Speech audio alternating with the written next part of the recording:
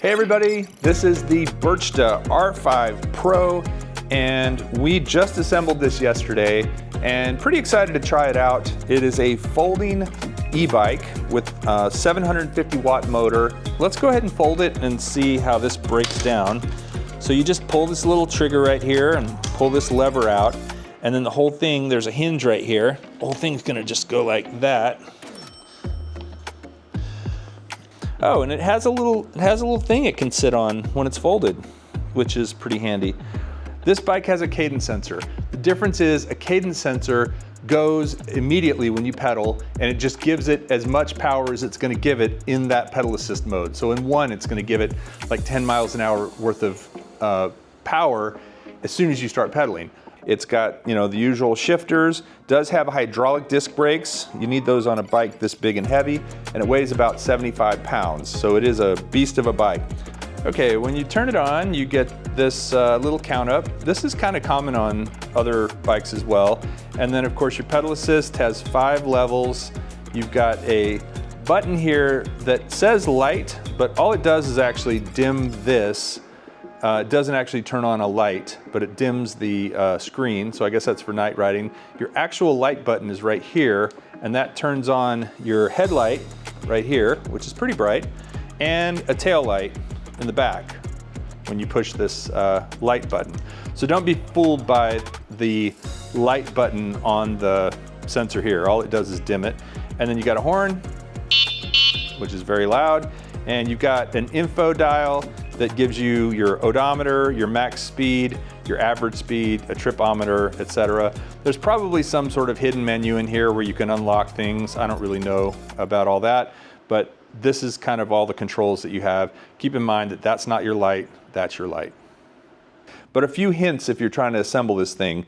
Number one, you kind of have to go ahead and take the screen off, which is easy to do. There's 2 little screws, and that allows you to get to all the things you need to adjust when you put the handlebar on. So don't try to do this with the screen on. Just take the 2 little screws off, let the screen hang down, put everything together, and then put that on.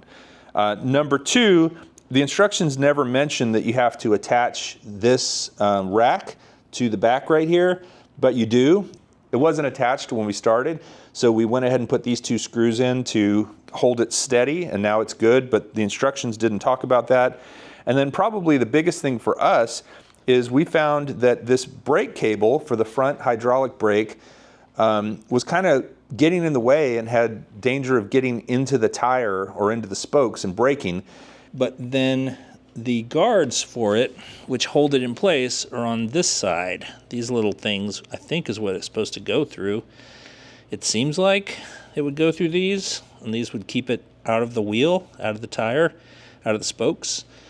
But for now, we can't really figure out where this brake cable should go, so we're just gonna zip tie it right here and hope it stays out of the way.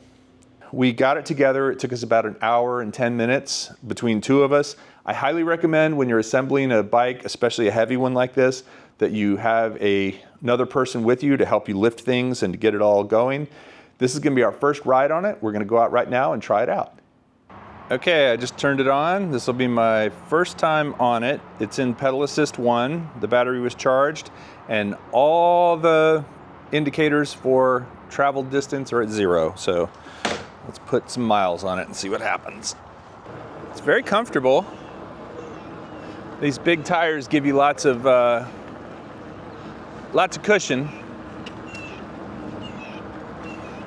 I'm in pedal assist 1. Just cruising along. Haven't tried the throttle yet. Brakes feel good.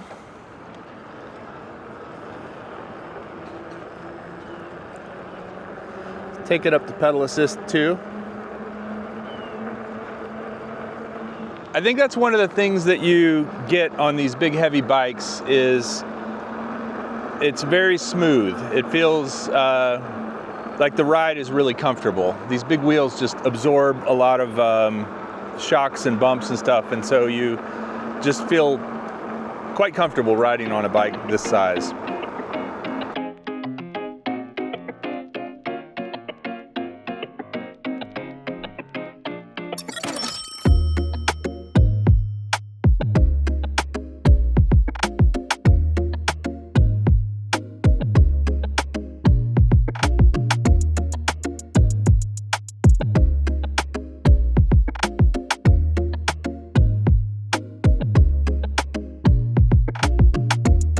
So to wrap up this video, I've been riding the Burchda R5 Pro for a couple of weeks now, and it definitely is a fun bike to ride. I think most e-bikes are fun to ride, and it has some really great features, but also has a few drawbacks. I want to tell you the things I really like about the Burchda R5 Pro first, and then I'll tell you the things that I'm not so wild about. First of all, it's very solid. The thing is a tank. It feels very solid. It feels very well made. It feels like it's good quality material. And so if you're riding something that you want to feel really solid and confident on, this is a good bike for that. Second of all, it's very comfortable. It's got shocks in the front and the back, and it's got nice fat tires, and it's got a good seat. And all of those things mean you can ride it quite a ways without feeling uncomfortable. I rode it about 22 miles yesterday, and I felt great on it the whole time. And so as far as solidness and comfort goes, it's a really great bike. It's got a 750 watt hub motor, which is plenty of power and plenty of speed. It can really get up and go on flat surfaces.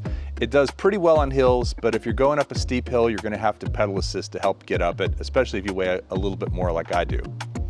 The hydraulic disc brakes work really well. When you combine the weight of this bike with the weight of me, you need a lot of stopping power, and I feel confident in the disc brakes that this has because they are hydraulic. And finally, it comes with a lot of tools and accessories. It comes with a fender that I didn't put on the front. It comes with a pump. It comes with a mirror. It comes with all the tools you need to assemble it and to actually maintain it. And so it's nice that they included all those extras along with the bike itself. So now here's a couple of things I don't like about this bike. First of all, the assembly instructions were not very detailed and not very clear. If you've never assembled an e-bike before, be sure to go on YouTube and look at how to do it before you try to assemble this, because the instructions didn't cover everything, and I definitely had to know a couple of things from past assemblies in order to get this assembled. It can be done, just know that the instructions aren't gonna necessarily walk you through every step in the way you might like. And second of all, which is kind of a weird thing, the little clips for the brake cable that hold it in place are on the wrong side. They're over on the right side of the fork in the front, and it should be on the left where the cable is. I ended up having to use some zip ties. I think that's a mistake in manufacturing or something, but it definitely means that the cable could get into the spokes if you don't do something to tie it down. Some zip ties took care of it, but it seems like something that should have been addressed at the factory. And finally, I noticed that the front wheel was a little bit warped when I got it. That can be fixed by adjusting the spokes, but just wanted to note that it did seem a little wobbly to me compared to other bikes that I've ridden. The front wheel was not completely true. And then I want to make a comment about e-bikes in general. E-bikes tend to be pretty heavy, so while this one can be folded to put into the back of a vehicle, it's not lightweight enough for most people to pick up and put into the back of a vehicle. So don't think you're gonna be able to buy this, especially if you're a smaller person. You're not gonna be able to buy this, fold it, and just throw it in the back of your small vehicle. It is a large bike, even when folded, and it's very heavy, so you're gonna need some help to put it into the back of a SUV or a pickup truck or something like that to transport it. I feel like these folding bikes, while I can see a little bit of value in it, they're not quite as easy and portable as people say they are. And that's not the fault of this bike in particular. That's true of all folding bikes, but this one falls into that category of it's not going to be very practical to fold it up and move it by yourself. So just keep that in mind. So overall, this bike is a lot of fun to ride. I'd love to hear what you think about e-bikes and the Burchda R5 Pro in particular. Leave a comment below and let me know what you think. Thanks for watching, and we'll see you next time.